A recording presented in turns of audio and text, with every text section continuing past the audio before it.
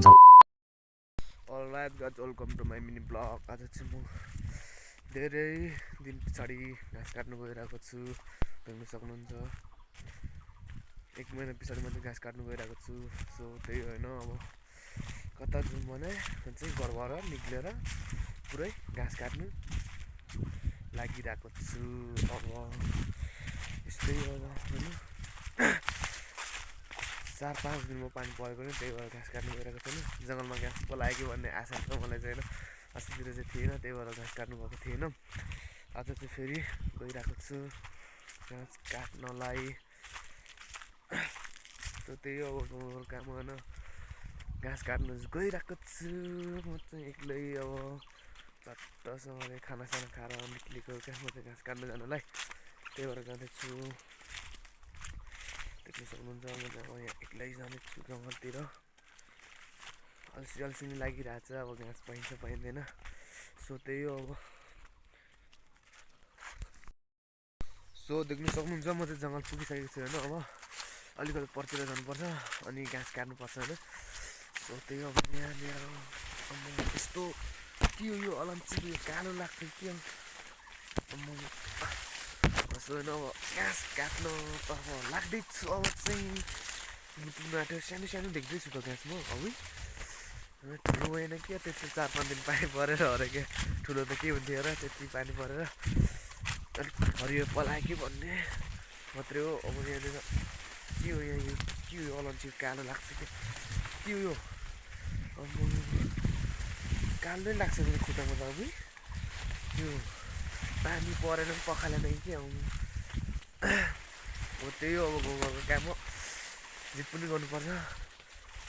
यहाँ बाख्राले घाँस काट्नु, जङ्गल छिरेको खोइ घाँस पाइन्छ पाइँदैन। अब खोइ पाउँछ होला नि त, अलिक सानो सानो बानी जानुपर्छ एक डोको चाहिँ। त्यही होइन।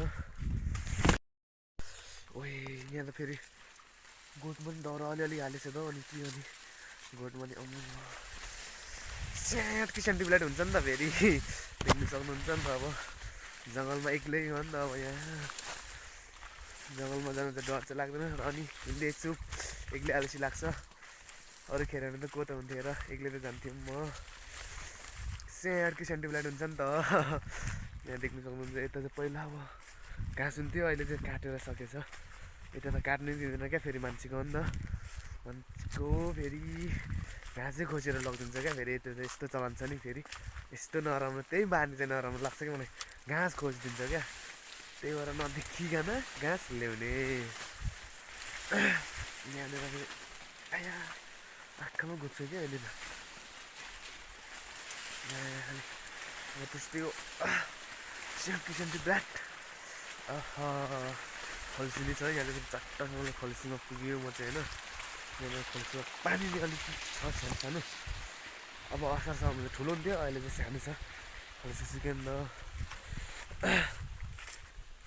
एक्लै जाँदैछु म जङ्गलमा घाँस काट्नलाई भन्नुपर्छ होइन। सो त्यही हो। अब स्याट किसान प्लान हुने हो कि बा के हो यो। एक्लै जाँदैछु, खेतमा नि आइपुगिन्छ नि त। यहाँ आधी बाटो चाहिँ खेत छ क्या फेरि, अनि परतिरदेखि फेरि जङ्गलै जङ्गल छ, देख्न सक्नुहुन्छ होइन। सो त्यही हो। अब घाँस चाहिँ अब कति हुन्छ जति भयो नि लाने। अब काट्नु चाहिँ काट्नुपर्छ।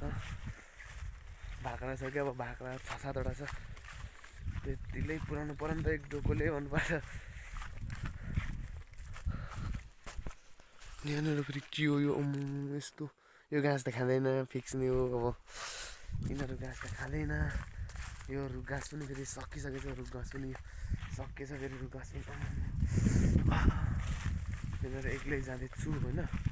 के हुन्छ के भएको, घाँस खोजिदिने हो कि मान्छेले देखेर, नदेखिकन काट्नु पऱ्यो नि त। घाँस खोजिदियो भने त फेरि ल्याङ हुन्छ यार, गाई त घाँस खोजिदियो भने त ल्याङ हुन्छ नि त फेरि, त्यही भएर चुप्प लगाएर काट्न क्या।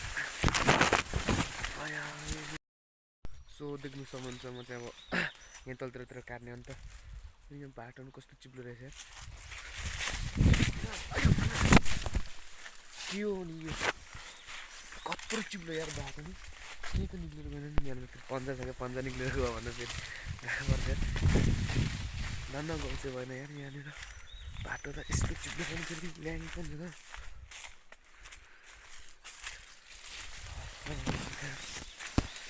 चलाएर काट्नुपर्छ मात्र त लगिदिन्छ यार मान्छे आएर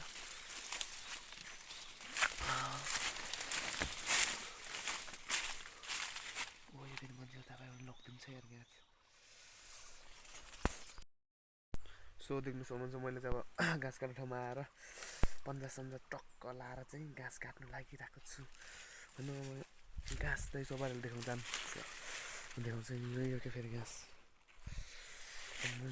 यस्तो छ नि यो सानो सानो घाँस कसो काट्नु यो मसिनो मसिनो घाँस यिनीहरू अब काटेर बारी पुऱ्याउनु ट्याक्कै 2 घन्टा कि त 1 घन्टा त्यतिभित्र चाहिँ काटिन्छ यो घाँस यो सानो सानो छोटो छोटो छ नि त अनि काट्नुपर्छ काले घाँस काट्नुपर्छ यो कालै लागिरहेछ के लागेको नि यही घाँस काट्ने लाने हो अब टक्कसँगले यो हालिन्छ देख्न सक्नुहुन्छ मेरो डोको चाहिँ यत्रो छ सानै छ अब ठुलोमा त धेरै काट्न सकिँदैन नि त त्यही भएर हो यो सानो सानो घाँस त भारी पुऱ्याउनै लाने एक डोको त नि सो त्यही हो अब होइन सो देख्नु सक्नुहुन्छ मैले चाहिँ 2 घन्टामा बारी पुग्छ होला भनेको त 11 बजीदेखि काट्न थालेको ट्याक्कै 3 घन्टा भएछ यार घाँस पनि फेरि एक बित्ताको छ कि बारी पुगेको छ मेरो चाहिँ 1 मिनट होइन देख्नु सक्नुहुन्छ यहाँनिर अब एकछिन सो देख्नु सक्नुहुन्छ मैले चाहिँ एक बित्ताको घाँस बानी एउटा दुइटा गर्दै टिप्दै बारी पुऱ्याएर लाँदैछु होइन घरतर्फ उकालो छ यहाँनिर फेरि अलिक गाह्रो परिरहेछ थोरै बानी घाँस उकालोमा अलिक गरम हुन्छ नि त देख्नु सक्नुहुन्छ यहाँनिर सो त्यही हो अब यहाँ घर भरे एकैछिनमा पुगिन्छ यहाँनिर उकालो उकालो छ क्या यो फेरि जङ्गलमा आएपछि जुसले लागेर जिउ चिलाएर हो नसक्नु छ नि फेरि गरौँ छ यार यस्तो जिउ चिलाउँछ यार फेरि जुसले लागेर